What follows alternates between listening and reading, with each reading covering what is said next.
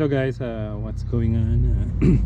Welcome back to my channel. This is Overdose 619 and today I am going to paint my tire lettering.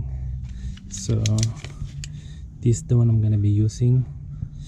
It's called a Sharpie paint oil base. So it's kind of like a the wipeout, yung ginagamit sa papel.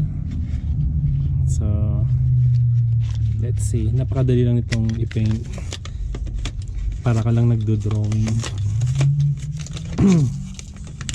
Grade 1 kayang gawin ito.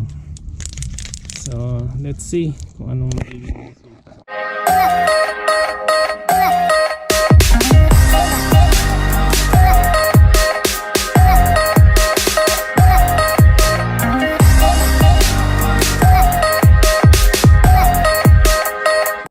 So guys, ay makikita nyo may mga overlap siya. So madali lang tanggalin ang overlap na yan. Gagawin nyo lang ay susundutin nyo lang yan ng karayom. And dito.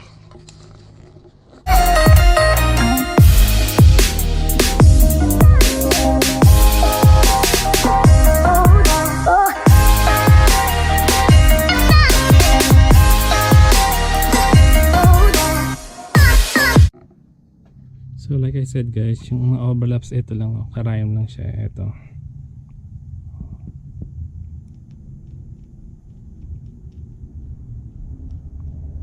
See?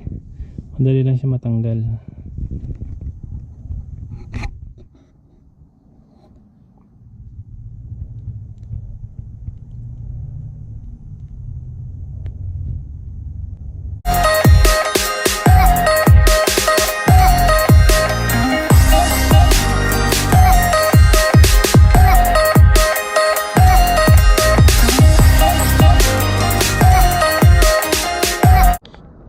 So guys, that's it. Kung meron kayong suggestion kung paano mas mapapabilis ito, so just let me know, and para meron kaalaman nyo ba. So guys, peace.